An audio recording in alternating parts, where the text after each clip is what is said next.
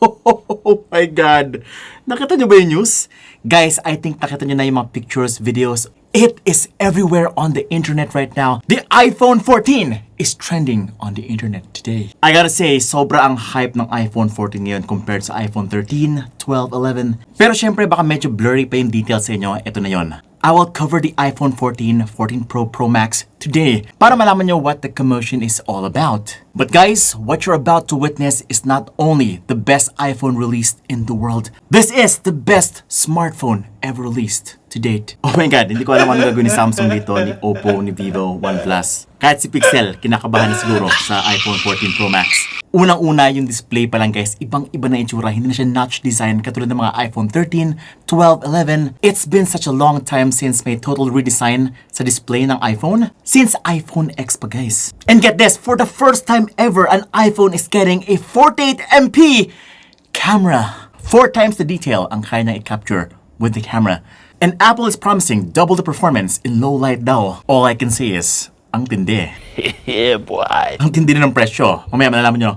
Official guys yung price for the Philippines. Sasabihin ko na mamaya. This is it. The iPhone 14 series coverage. Ako si Vince. And you're watching Unbox Diaries. Woohoo! Oh, by the way, if you want to check out the full specs of this phone, punta lang sa unboxdiaries.com. We've got it all for you.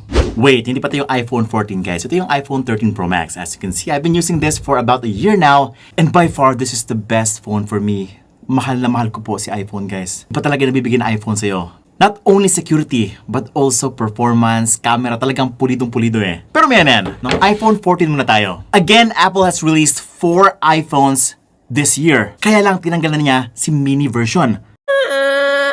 Ito na yung apat for this year. Apple iPhone 14, the standard. Yung bago iPhone 14 Plus, a bigger version of the iPhone 14. 6.1 inch si 14. Si 14 Plus naman ay 6.7 inch. And that's the main difference between the two. Yung size lang. Pares na pares yung specs nila. They are both using the Apple A15 Bionic chip used in the iPhone 13 Pro and Pro Max. Yan po yung processor ng aking phone ngayon, which is super fast, super reliable. Pero if you want to experience the best and the latest, syempre, mag 14 Pro and Pro Max ka na lang. Kasi ito na yung specs nila. Si 14 Pro and Pro Max naman ay gumagamit ng A16 Bionic chip. Guys, sobrang lupit daw ng processor na to. Ito daw yung pinakamalupit na processor sa buong mundo. The fastest processor in a smartphone daw, sabi niya. 40% better than the competition.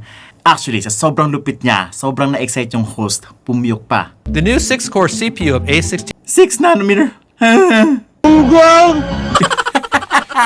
Pero yun, bagong-bago na 4 nanometers na siya compared to the 5 nanometers last year.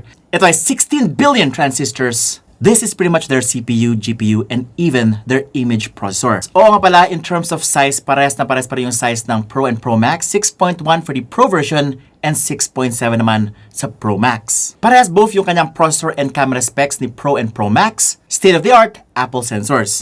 But probably the biggest difference between the Pro, Pro Max and the 14 and 14 Plus variant is yung kanyang display. Yung display ni iPhone 14 ngayon ay the same display as the iPhone 13 Pro and Pro Max last year. Si Pro and Pro Max naman, ibang-iba na yung itsura niya guys. Meron na siya yung pinabagong Dynamic Island. Ayun lang po yung tawag, hindi po siya notch, hindi po siya punch hole. Dynamic Island lang po ang tawag sa kanya. Bakit siya Dynamic Island? Because it looks like an island. Kaya lang, nagulat ako kasi sa mga leaks, no? Parang meron siyang bilog dito at meron pang isang bilog dun sa kanan. Isang mas mahaba at isang mas maliit. To my surprise, actual launch, parang isang island na talaga siya.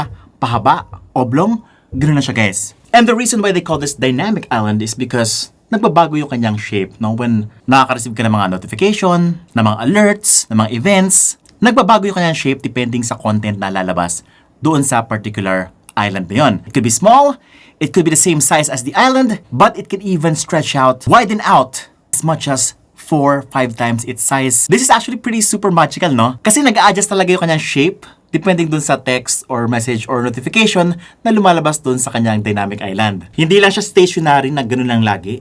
Bigla siya lumalaki, lumiliit, nag-stretch out, at kumukompress ulit. Meron na ba kayo nakitang punch hole or dewdrop notch na ginagawa yan? Although I'm not sure if this is going to be okay for many people kasi ang gusto talaga ng mga tao, wala talagang notch, wala talagang punch hole kasi distracting siya when you're looking at content. Gusto mo ba yun? Meron parang black na part dun sa gitna ng inyong content? No. Pero ang sabi ni Apple, yung sensors ay directly under na ng mismong display. Eh, ang sabi ni Apple, less 30% daw ng space ang ginagamit niya compared dun sa notch dati. Well, at least improvement na yun, no? Okay na yun. At least alam mo talaga na bago yung iPhone mo. Hindi siya katulad ni iPhone 12, 11. Kamukhang-kamukha niya pa rin yung mga dating smartphones. So ayun, pwede mo siya ipagyabang sa mga friends and family mo, no? I have the new iPhone 14 and it shows. O nga no, yung bago Pero hindi lang yan yung bago sa display niya. Guys, alam nyo ba yung display niya, yung pinaka-bright sa kahit anong smartphone? That's right. Most smartphones nagpipeak na sa 1,200, 1,400 nits of peak brightness. But Apple has managed to stretch out the brightness further with an average max brightness of 1,600 nits and peak brightness of up to 2,000 nits of brightness. This is the brightest smartphone in the world. Kung dati usable yung iPhone sa loob ng bahay nyo kasi nga, pag masyadong bright yung lugar, hindi nyo makita yung display. Nung nag-OLED na si iPhone, pwede na siya gamitin sa labas, usable na siya at direct sunlight. Etong iPhone 14 Pro Max, pwede mo na gamitin kahit nasa langit ka na. Kahit masilawan ka sa langit, kita mo pa rin ang display mo. And feeling ko with that kind of brightness, parang pwede siyang gamitin pang flashlight, no? Parang ganito. Ooh, pwede.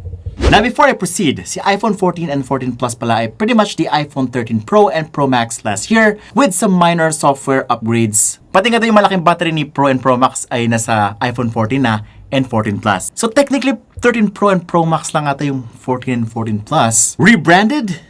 Hindi, may mga software updates naman like yung photonic engine. Pati yung selfie daw ni 14 and 14 Plus, meron ng autofocus. Those are the brand new things that came with the 14 and 14 Plus. Pero konti lang yung difference. And yes, you only get 2 cameras for the 14 and 14 Plus instead of the 3 cameras you get on the Pro and Pro Max. Pero yes, ito na hinintay nyo. Si iPhone 14 Pro and Pro Max, 48MP camera sensor. Tama po ang narinig yung mga kaibigan.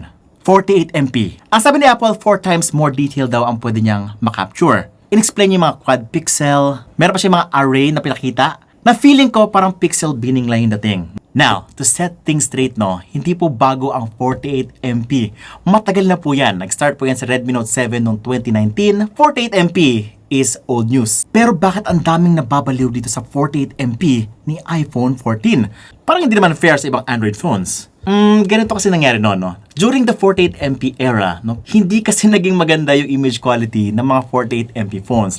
Kahit yung mga 64MP, 108MP phones, basura pa rin ang image quality nila.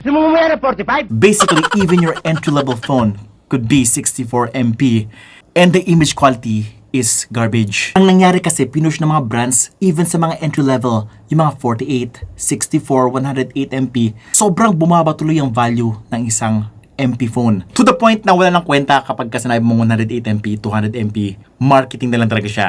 Which is marketing naman talaga. Kasi ang dali ibenta. 64MP po to, 108MP na po to. Diba napansin nyo lately, parang 50 megapixel na lang ang lahat ng mga megapixel ng mga flagship phones. From 64, naging 108, naging 50 megapixel ulit. Pero guys, kapag si Apple ang gumawa niyan, it's a big deal. Kung si Android 48MP is just a number. Pero kapag si Apple gumawa niyan, 48MP matters. Actually guys, kahit 12MP lang to, sobrang tindi ng camera ng iPhone 13 Pro Max. Sobrang sharp, pang DSLR ang tsura ng mga pictures niya. But yes, ito na yung mga photos na nakita namin sa launch niya.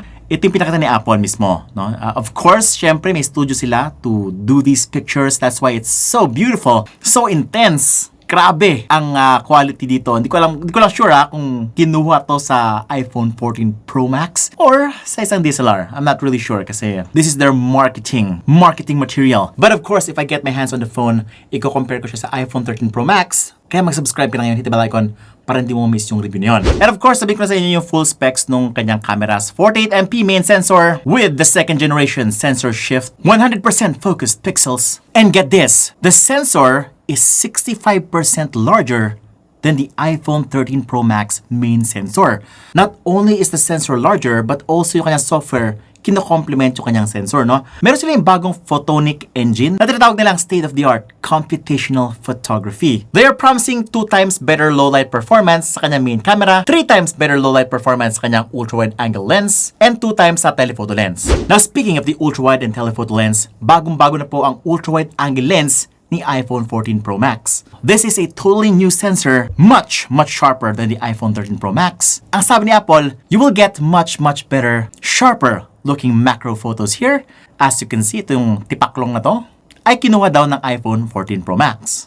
Ito pa pala yung mga photos na nakuha nila with the phone. Meron pa siya yung pinabagong 24mm portrait lens. And yes, meron siyang bagong mode daw, yung 24mm na angle. Ito ata yung 2x zoom nila kasi nga parang 0.5x, 1x at 3x lang available kapag nag-camera mode ka. Ngayon, meron ka na ang pang-apat na mode which is 2x. Ayan po. And of course, something na available din sa mga Android phones, no, is yung 48MP mode sa RAW, which is ang tawag sa kanilang RAW ay Pro RAW. So you're now able to capture 48MP in RAW mode. Ayun na naman. Feeling ko pixel binning yung ginagamit nila na technology dito. At the end of the day, ang sinabi naman nila is yung inyong pinaproduce na photo ay still 12 megapixels. Which makes sense kasi nga kapag 48MP lagi yung nasisave sa inyong phone, ubos agad yung storage nyo. Feeling ko lang kapag nag-picture kayo, 48MP pa rin yung kanyang sensor. Mas marami na siyang details na kinukuha, pero compressed pa rin to 12 megapixels yung picture. Actually, yung mga major changes dun sa iPhone 14 series, no? About sa design sa likod, ganun na ganun pa rin, no? Ganun pa rin itsura niya, ganito pa rin siya.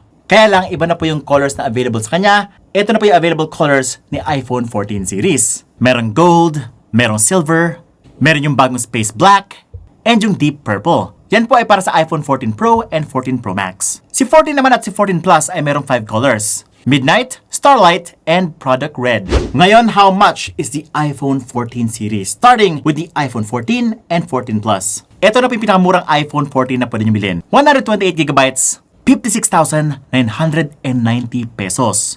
Wala na po 64GB ngayon.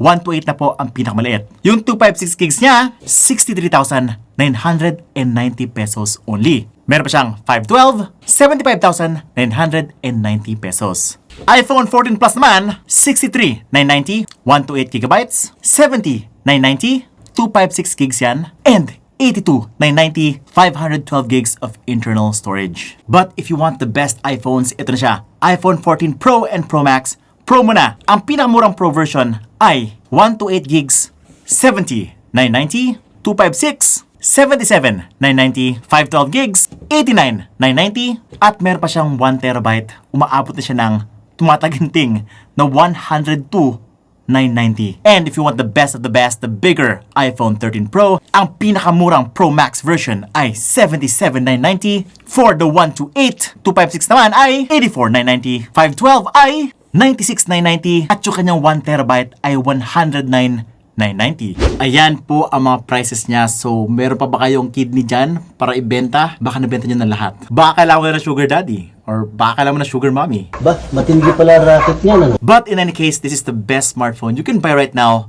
The iPhone 14 Pro, Pro Max. Ito naman, I'm gonna try my best to get the iPhone 14 series as soon as I can. The best that I can. Hopefully, very soon siya. For sure yan, bibili ako ng iPhone 14 Pro Max. Actually, dalawa pa nga. Isa para sa akin personal at isa pa para sa studio ko. Ito madalas kong ginagamit para sa studio kasi sobrang ganda ng kanyang video at pictures. It is still the unmatched flagship phone. And if you wanna see my unboxing and full review of the iPhone 14 series, mag-subscribe ka lang, hit the bell icon so that you don't miss any of my great content.